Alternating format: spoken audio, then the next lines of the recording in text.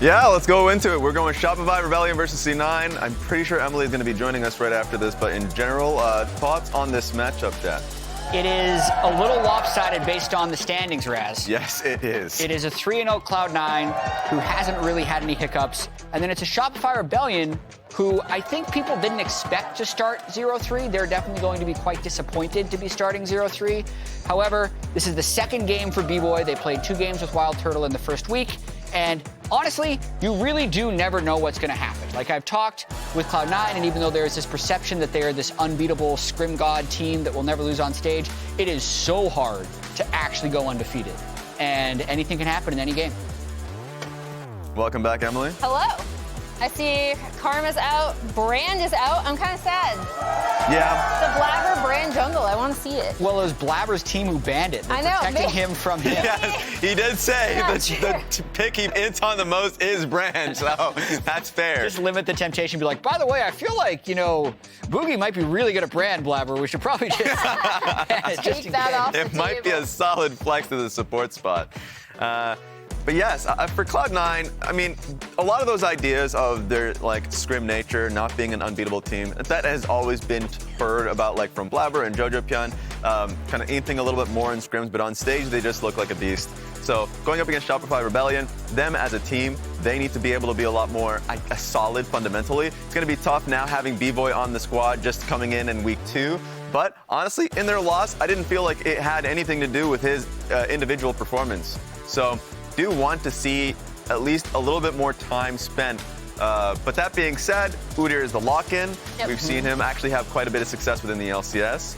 Yeah. And I think FakeGod's going to be able to operate it well, I'm pretty sure. Yeah, I am curious to see what Fudge decides to bring. Obviously, Big smile. He's hovering the Aatrox now. I'm kind of hoping for a hard counter like a Darius or something. I don't know if he'll go for it though. That does require nope. Aatrox locked in, a bit different of kind of a team comp execution. And we'll see if this Kalista is locked in for Berserker and VULCAN, a lane that can be incredibly dominant, especially with a Kalista pick like this. Yeah, I'm kind of surprised. I think the usual first pick whenever Kalista is available is that champion. But it seems like, at least for teams that are not really dedicated to playing around bot lane, they just want to move away from it. Doesn't really make sense for them to actually go for a Kalista pick if they're not really incentivized to play towards it as a squad. I can also understand with the strengths of C9, with JoJo being so strong mid and Berserker being so strong bot lane, actually wanting to deny Udyr as a pick. But now that we have Sion locked in, Where's it going? I mean, this is just their top side. Where are these picks going? Okay. I assume Lillia jungle and then maybe Sion mid? Live patch first. I think it's Sion, Udyr, Flex. Insanity has played Udyr mid in the past. Yes. This is true. So they're going to just see what JoJo ends up playing mid lane, and then I think just swap it around. That's my prediction. And then Lillia, we saw yesterday, can just pump damage. So I like it. I like it. They're doing it different. This is what we thought Insanity was going to do yesterday. We're asking Chad if he'd play something new. I think we have our answer today. It's going to be interesting just because, hey, now you recognize you're going up against a Kalista. It could just be a trap versus Kalista in general, knowing you have to go up against a lot of beefy champions that can just get straight through you. If Udyr wants to double E to ignore CC to just get right on top of Kalista, that is an option. Of course, Sion's always going to be a really annoying pick, and against a lot of short-range, mid-range champions, Lillia tends to thrive. So it's interesting. I want to see what they round out the comp with, but it is going to be a fun look versus Cloud9. Yeah, and then on the Cloud9 side, I'm actually really curious to see what they end up picking for Blaber as they have banned out the Aphelios for BVOY.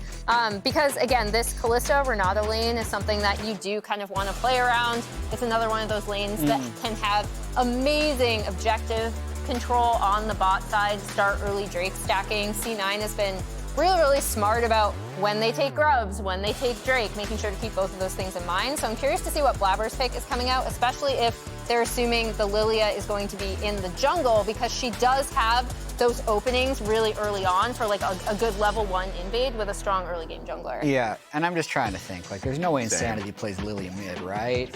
Like, I think there is No a way. possibility. and I do think right now for jojopyun, now the context of the bans are coming through. Like Azir and Orianna, consistent mages like DPS versus Sion and Udyr would have been really tragic. And now you're going to have to scramble your mind to think. I'm trying to think about picks that he could go for. Exactly. It's not like Akali's going to be good here. Yeah.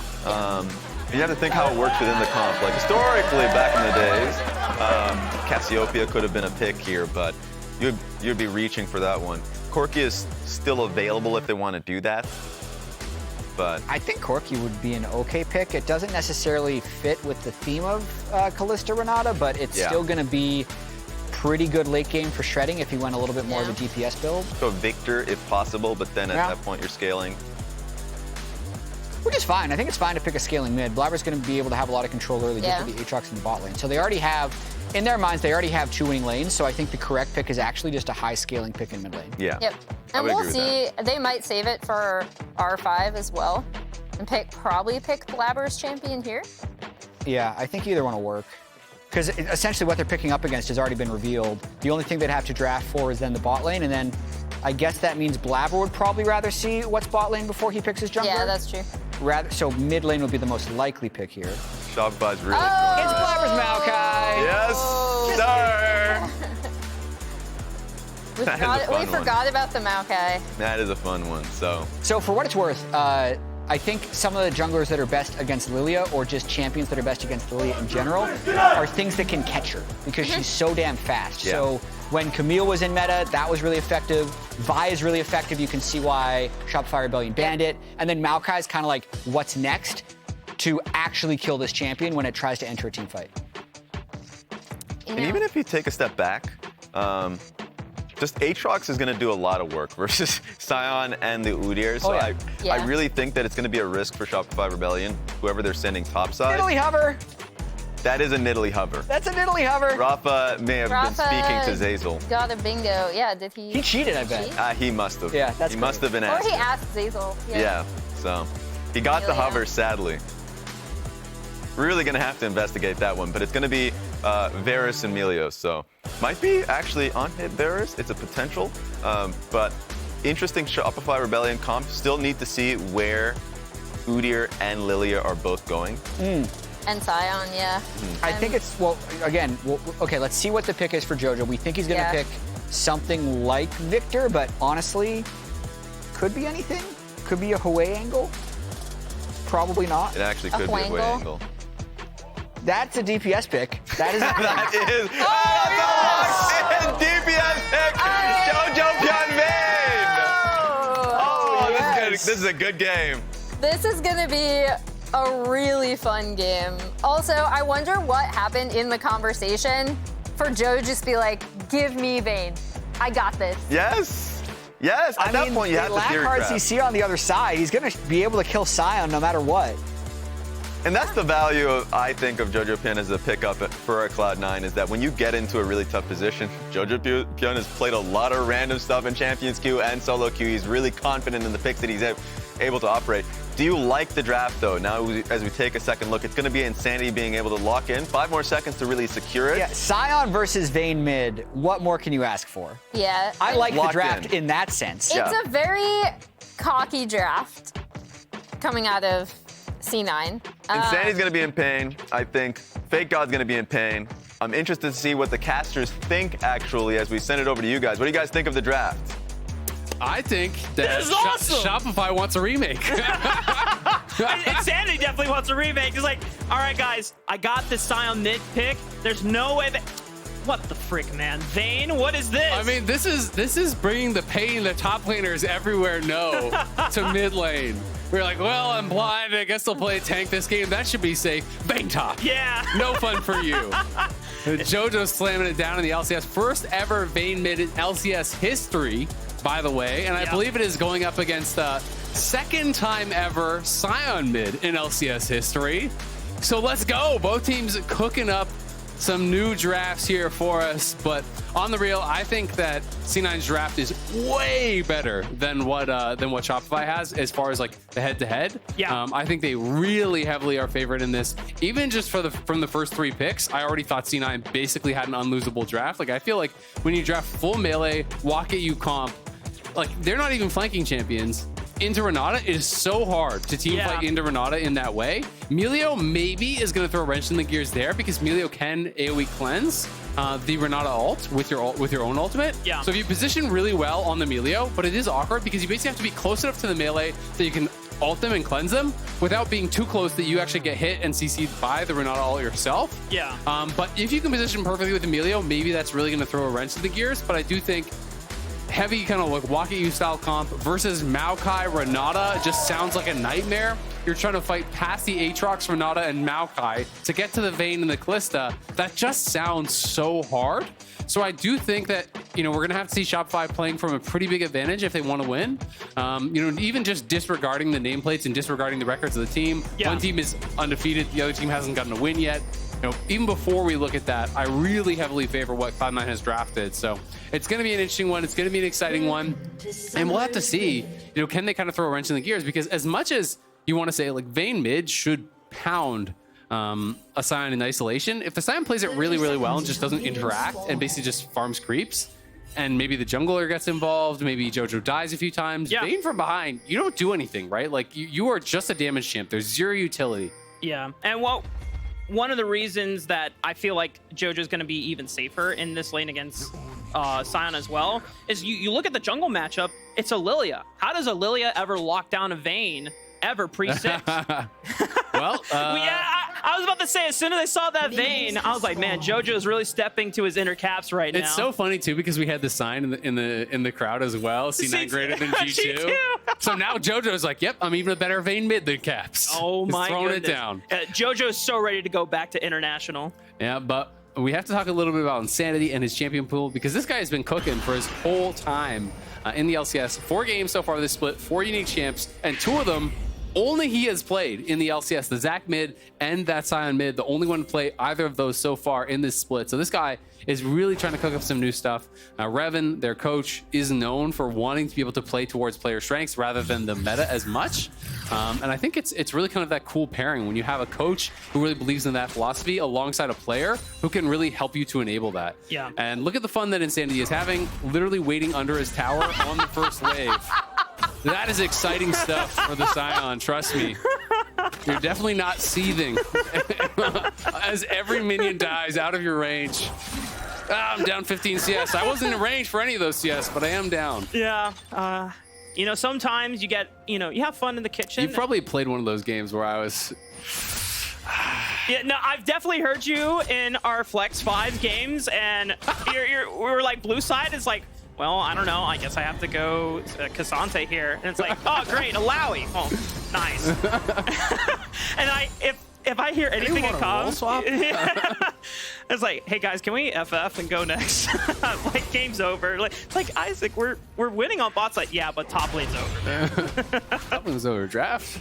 That's the beauty of top lane. All right, well, we'll see. We have the split lane here. We'll see how Insanity can do. One of the nice things about Sion in particular, you know, if you do have to play one of these kind of miserable tank versus tank matchups, Sion is a really good wave clear. So, you know, on the real, you can kind of just try to survive. As long as you're not letting him get those silver bolts procs off as much as possible, you're just trying to only trade HP for CS. You're never going to be fighting the Vayne, really, unless the Vayne makes some massive mistakes and allows himself to get Q and whatnot. Down here on this bottom side, though, Zeyzal taking a massive chunk as that handshake from VULCAN, setting up Berserker to get a good trade. So we'll just have to see if Insanity can kind of just stay relevant and then find some way to kind of impact JoJo, or maybe they're able to get on top of him and take him out on the team fight. Maybe they're able to make something happen in that way, but in the 1v1, it's just going to be all about loss mitigation. And you can see even minion dematerializer here from JoJo, so he's just going to be trying to push this very heavily. If he does overextend, there's a way that this could work out, but Blaber is already here to cover him. A nice slow setup from Insanity, at least trying to combo with what little CC abilities you have between Sion and Lillia, but Bugi might be forced to flash here. Oh, Blaber's the one that actually flashes to make sure he gets out of the decimating smash. The bird damage, it's the flash auto tag, and our first ever Vayne mid in the LCS picks up first blood as JoJo looks to run down Insanity, tries to tumble out of the way of the decimating smash, forced to cleanse as Zeyzal's here for reinforcements, but VULCAN matches the roam as well. The handshake clips Insanity, forcing him to flash. The ignite, it's not enough because it's the last W shield from Insanity that saves him. Yeah, Insanity does survive. Zeyzal survives as well, but it is the flash having to be expended from both of them And JoJo gets first blood and double buffs. Thankfully, Insanity got a kill back, so there's some gold in his pockets there. And the wave is pushing towards him, so a couple things working in his favor out of that. Bugi gonna go right back towards mid. There is no flash, no cleanse either on JoJo. But not gonna find him with the E there, as Fudge is just trying to shove this in. FakeGod's gotta be respectful. Is trading pretty well, but Aatrox is one of these matchups in top lane that is really good into tanks. You definitely can get yourself in a position where you can be dominating that Udyr, but the Udyr never really has to fight you. You can just kind of play the wave, and it's very tough to take him out. But here it is one more time. Nice Q, dodging out there. And I think he was expecting a potential flash from Insanity to get it on top of him and slow him, so I think that's why he went with the early condemn. Then just trying to chase in after Bugi. Blaber with the early flash, respecting the decimating smash damage there. If you do get fully queued by the sign, you're likely to go down. Almost got the Sap Magic passive auto there on the sign, which maybe would have been enough healing to potentially get him out of there, or at the very least, make Insanity go down. But it is Bugi on that top side taking the grub, so it's going to be 3 grubs here for Shopify. And JoJo does get tagged over the wall with the decimating smash while Cloud9 grabs Dragon.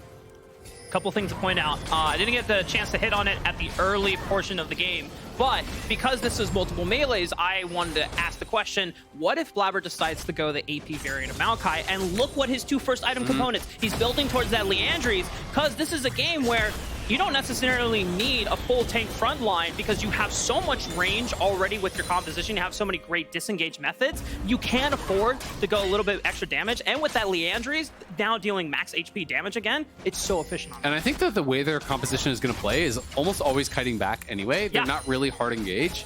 You want to be kiting back, you want to be absorbing the gauge. That works for Renata better, that works for Vayne and Kalista better as well. So, it makes sense. Make them fight past you and make them more difficult for them, basically, right? They're going to be kiting back. You're going to be having these AP saplings, these AP ulti as well. As Cloud9 looking to set up camp here around mid lane. It's a Berserker Greaves rush, kind of as expected here for JoJo. Will be interesting to see where he goes. A lot of people do like to go for the Blade of Rune King rush, but you can also go things like Kraken, you can go Storm Razor. There's lots of different routes that I think are pretty viable here on Vayne, so it's kind of dealer's choice. I'll be interested to see where JoJo does take us. Bork, obviously, really strong for dueling. The sustain is nice, but if you really want to super crush tanks, you can just rush Kraken because you are playing against Udyr and Sion, and you're mostly going to be hitting just the front line. Yep. Sapling is going to prevent Bugi from entering, as Bugi now realizes that someone stole his chicken nuggets. Reveal, it was Blaber. And the rest of Cloud9 still on a pretty decent start, as for the most part, we want to make sure that nothing super eventful happens in the early game that allows Shopify Rebellion to take a huge lead. That's probably, as you already pointed out, one of the only ways that Shopify can make this comp work. If you just overload them with an accelerated front line that just kind of brute forces your way through into Cloud9's backline. Yeah, and we'll see. So far, BVOY and Zeyzal trading pretty well. Zeyzal getting very low there, but CS has been even thus far, and kind of right as we say that, unfortunately, they are going to start losing plates. JoJo trying to time the condemn there to actually interrupt the devastating smash. That Q, not going to be able to quite get it. And you can see Bugi up on that top side is potentially looking back towards JoJo. Knows you can't just leave this lane in isolation forever and expect the Sion to be able to be in a good spot. Yep. But, JoJo with a tumble forward, Bugi not going to go for it. Is instead just going to be going over towards the Raptors. Insanity's too low at this point. He could look to use the heal and then kind of ult in and try to set up Bugi, but not feeling confident to do it. And it's just going to be Cloud9 taking a plate on bot side and basing down there. Now, Bugi might actually be able to catch jojopyun here, because this was the one timer that Blaber stepped away after leaving a sapling thinking he should be fine. And JoJo is forced to pop the final hour, but survives in the 1v2. Yeah, and I think the chances of them killing are so low because Insanity's basically dead oom. So even if he uses the heal, even if you use the Lillia ult, well, he's just going to cleanse that. And if you commit, he could actually kill you in that 1v2. Right. So he just kind of does a little bit of drive-by, steals the enemy Raptors, doesn't waste any time, and hits him with the Q, forces out the ulti, and then says, all right, that's enough. I'm going to go back to farming. Gets that little bit of relief of pressure there for Insanity without overcommitting. Because especially if you overcommit there and Blaber or someone is behind him, well, then you're definitely screwed, and it could be the game really getting out of control. We're almost at 10 minutes into the game. The first dragon was taken by Cloud9, and the next one should be spawning in... Oh, that's the grub time. Oh, that's a cool icon. This is my first time seeing this, so... You see that? I do see it. I'm trying to, like... I'm not really sure what it is. I definitely... But I see it. Yeah. All right, well, 6 seconds, it will be the second rotation of the grubs spawning. The first rotation was completely picked up by Bugi as it was a trade of neutral objectives. The next dragon should be coming up in the next minute or so as Blaber's already setting up posture for it, trying to throw down those saplings in anticipation. It does give you so much great objective control. That's one of the reasons why Maokai, even despite so many changes, seems like why are pros still picking it? It's just a damn good pick overall. Yeah, definitely. And going to be right back up to top side. This is going to be a 6 scrub game here, but C9 looking to try to get a dive on bot side. They need to get something, but not going to be able to find a great Q. Zeyzal's not level 6 yet. He goes for the flash twist in advance. Blaber trying to lock him out, but Berserker goes down. It's an absolutely disastrous dive. Shopify Rebellion are the ones that turn it on its head, and it's a double for BVOY. Cloud9 gets smoked on the bot side there, trying to force a dive as they knew they were losing all 6 scrubs on top side.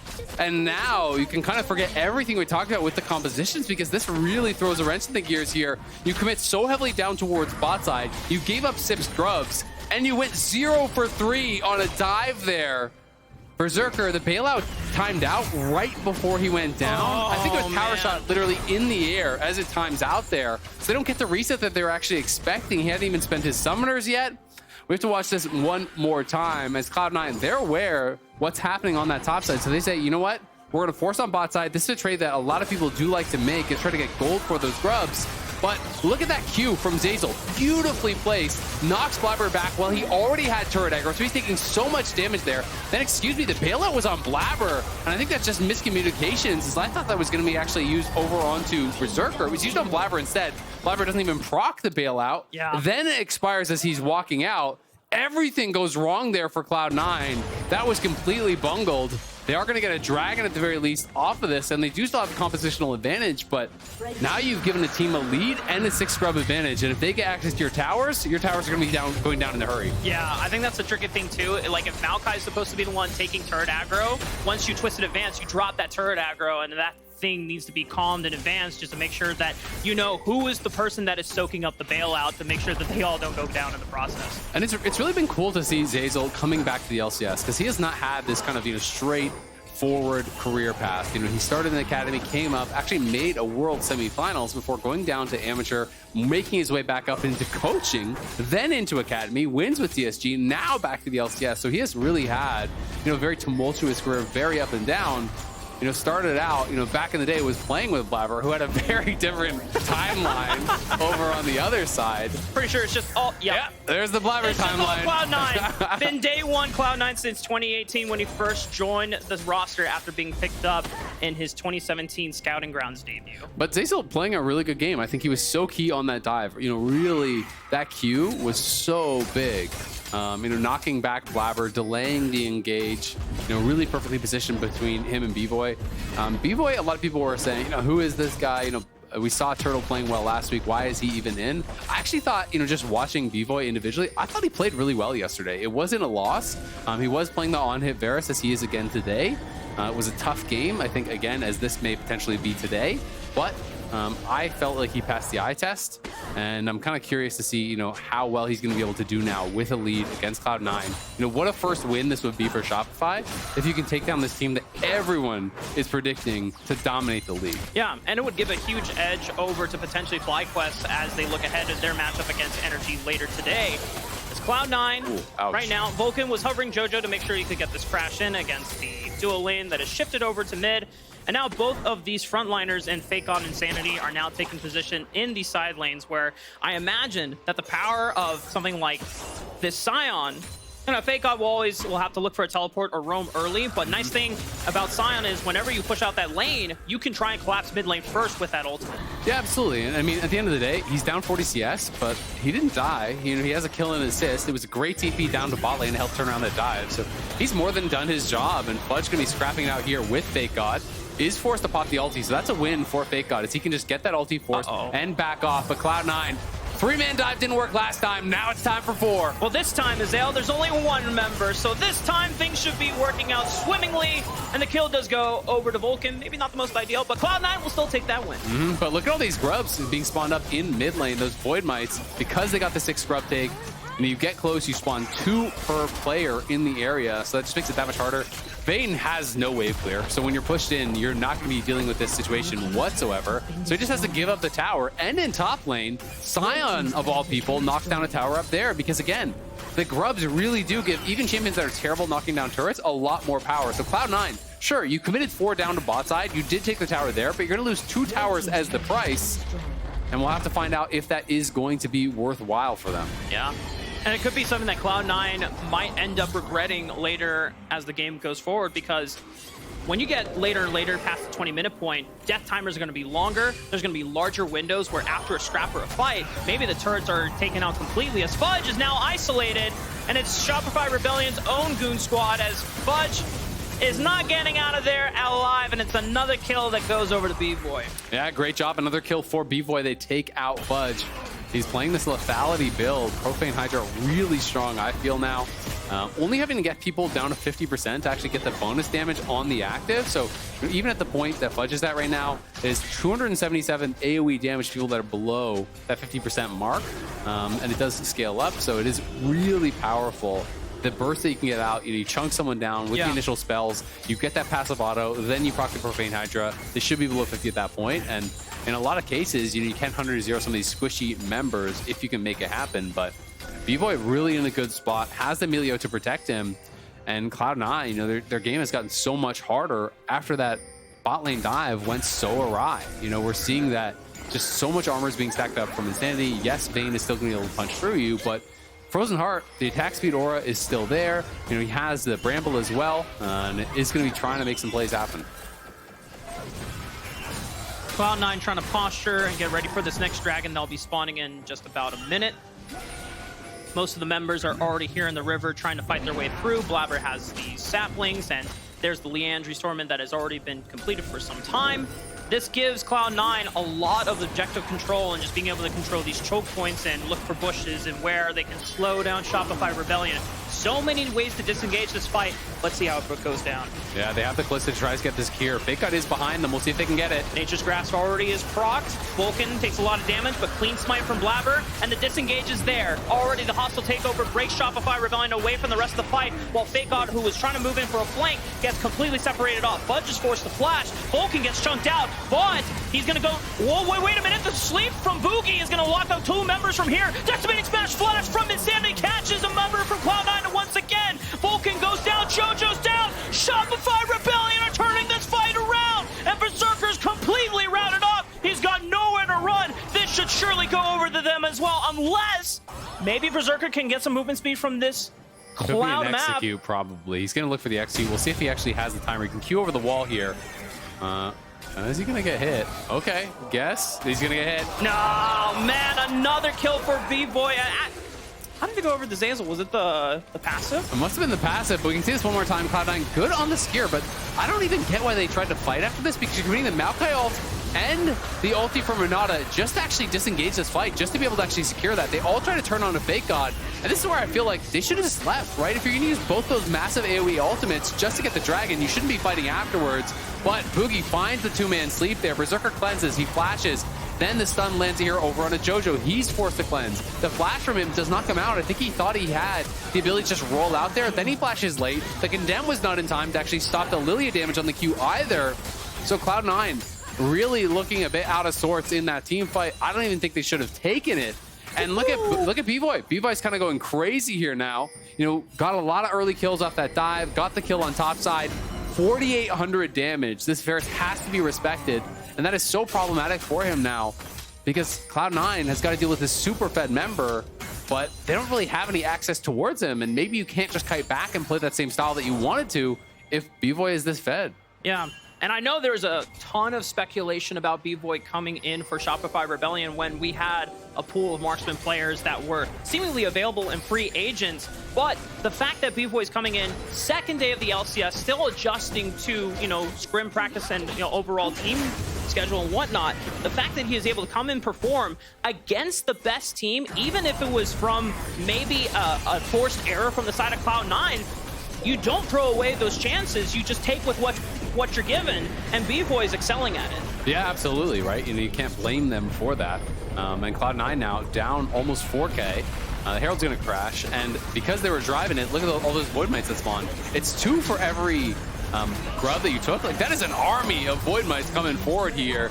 We do have Jojo taking that tower up on top side, but they just have such poor wave clear here from the Cloud9 side. Like, they've got nothing, right? Like, they can't really clear out this wave at all. Kalista and Aatrox are your wave clear against this siege. That is brutal. They're going to have to use the Maokai just to try to hold on, and Jojo's coming back, but they just use the Breath of Life there from Zeyzal to cleanse it off, and BVOY stepping forward. That turret is going to go down on the next wave unless Cloud9 can do something about it. They're also losing their mid lane tower to the Udyr, so they are getting kind of rocked on the map right now. Yeah, the Mites are marching in, almost a pre-20 tower. Bugi is forced to use the Lilting Lullaby to disengage. Already a hostile takeover keeps them in line, as well as the rest of Shopify Rebellion now have to retreat. Multiple members of Cloud9, but as I say that, the burn damage from Bugi is forcing Cloud9 back into their own base. Yeah, they get pushed back. VULCAN went in really deep, I think with the Kalista ultimate there, trying to make a play, but you're not able to really find much of anything. And yes, they do kill off that Sion, but the Sion, his zombie form actually created a lot of space because Jojo can't just run past the Sion. He's going to kind of get beat down and slowed up as well. So it was a difficult spot for him. They get that first early kill. We can see the initial engage here as Blaber's flashing forward. There's the Renata ulti over the top. Multiple people were slept up by that Lillia ulti. And then this is the play that kind of goes wrong as VULCAN sends himself in the backline, but doesn't really have an angle to do anything. So kind of just goes in to die for free, unfortunately, as Shopify Rebellion disengaging that play from Cloud9 expertly. And Cloud9 now, they're struggling. They're going to have to find some big plays here to be able to really, I think, come back in this one. But you know, we talked about, you know, how well their comp could perform if they're the ones in the position of power, if they're the ones, you know, ahead, which you're kind of expected to be.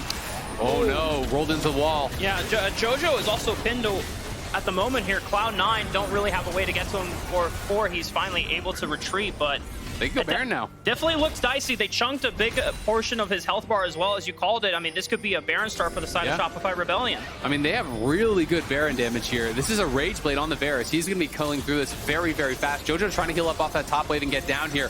Cloud9 cannot afford to give this up. The TP's coming in. It's up to this fight right here, right now. 7,000 HP.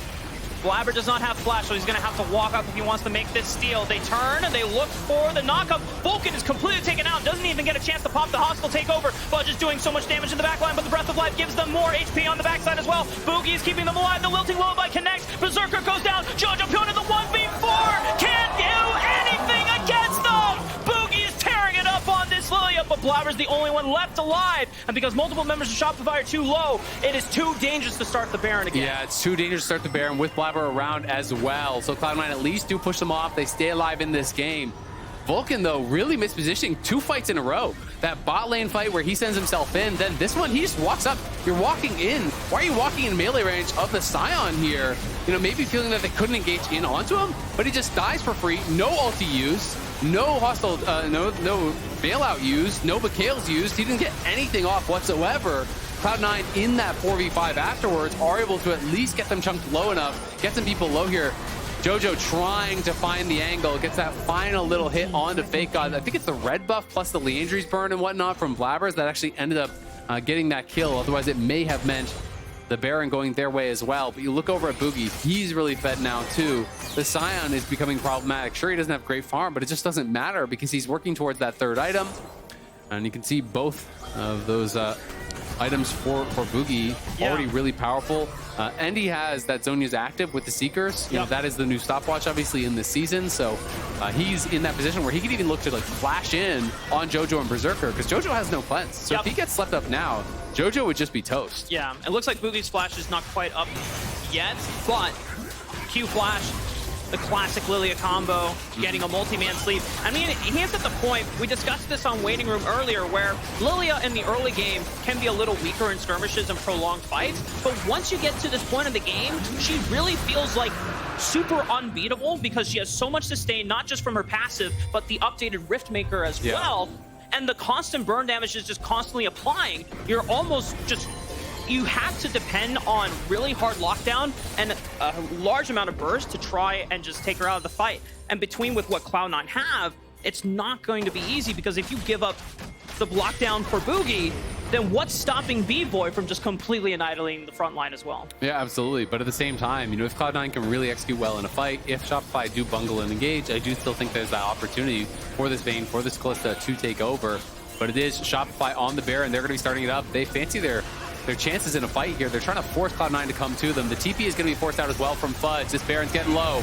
6,000 HP. Fudge completes the teleport. And Shopify Rebellion immediately back off. Nature's Grasp is going to look for any roots, but Insanity frontlines it, ensuring that no one else gets caught. Well, at the end of the day, still, they forced out the TP, and it's well done by Shopify because there's no TP up on Insanity or FakeGod, so they couldn't really answer in that side lane. So instead, they just start the Baron. They say, you got a TP or we're going to finish. So they force the TP. Now they back off. Jojo in a bit of an awkward spot. Cloud9 on the run. Yeah, FakeGod already popped the ghost. Force Fudge to flash. jojopyun has already been slept up by Bugi, and now the rest of the members are on the retreat once again, looking for another swirling seed. Oh, no, Lilting Lullaby was never cast. That's my bad as well. Blaber and VULCAN get caught out once again, and Shopify Rebellion are just running over Cloud9. This is just completely unbelievable. No one would have expected this result going to this matchup, but Shopify Rebellion are completely destroying Cloud9 in these fights. Yeah, Shopify are playing incredible, you know, really knowing exactly how to manage this game. You know, from the position that they've gotten, they got this lead. They're utilizing this poke, this prod, this engage, you know, between Bugi and BVOY. They're stepping forward, constantly harassing Cloud9. They get multiple kills. They're going to get the Baron, and now Cloud9 very close to dropping their first game here. And it would be against Shopify, who is winless thus far. As you said, it would be a huge surprise.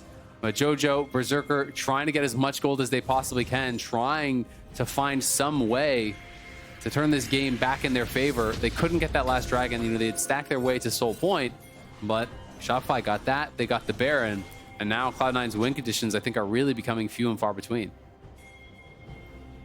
It really does come down to this backline for Cloud9 because it's the only consistent damage that you'll have. Fudge is the other X factor. If he can find a really good flank and just disrupt BVOY from being able to affect the front line. But the way that these fights have been playing out, Cloud9 have never been able to set up Fudge for success for those flanks. Absolutely. I mean, it's very difficult, and I just don't really think Cloud9's comp functions with flank.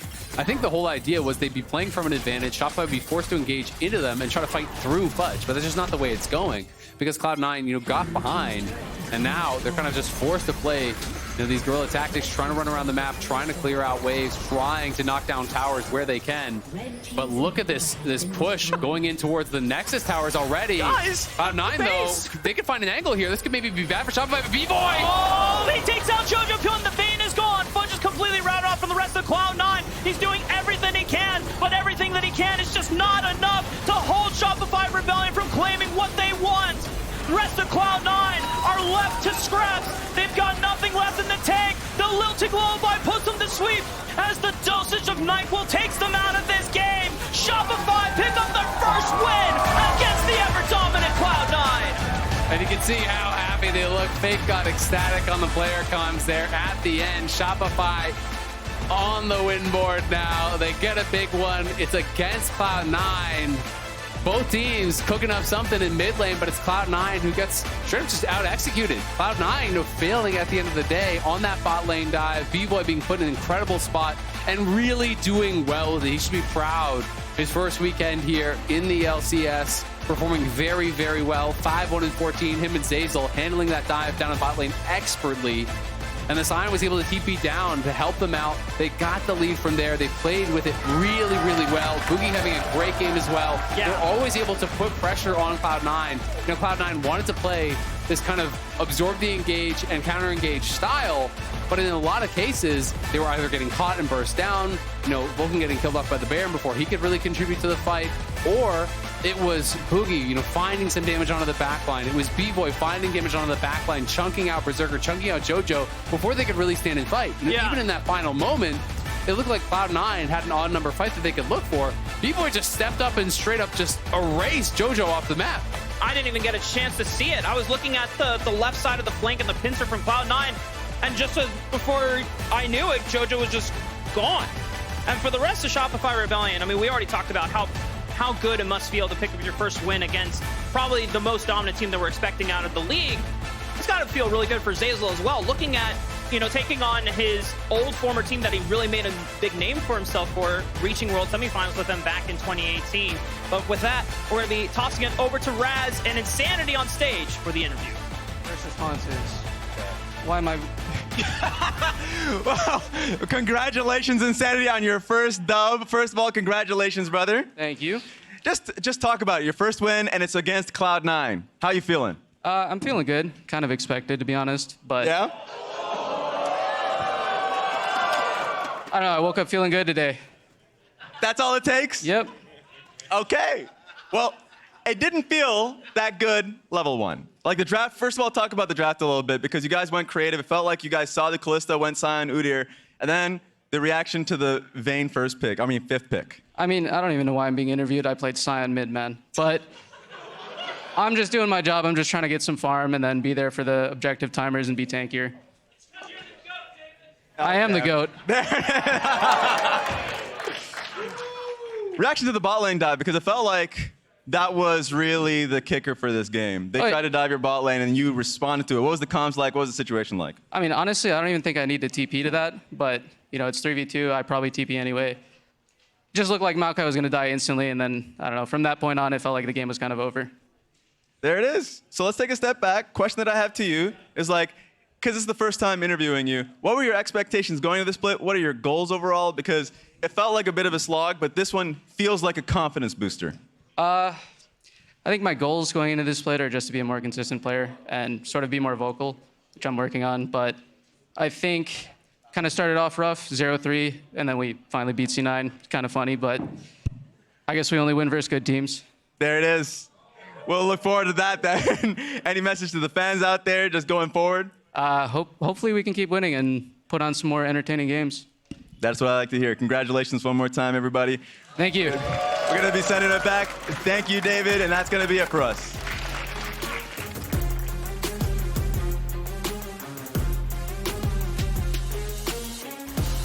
I have Q on him and one.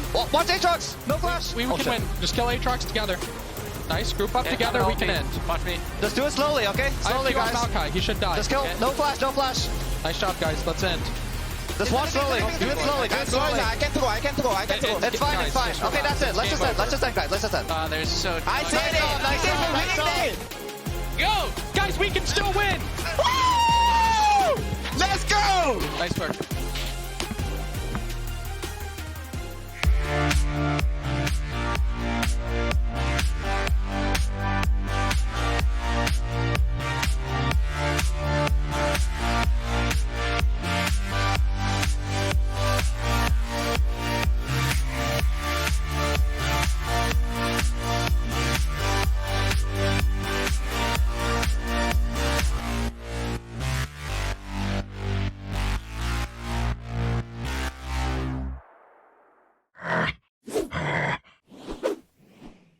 Red Bull gives you wings.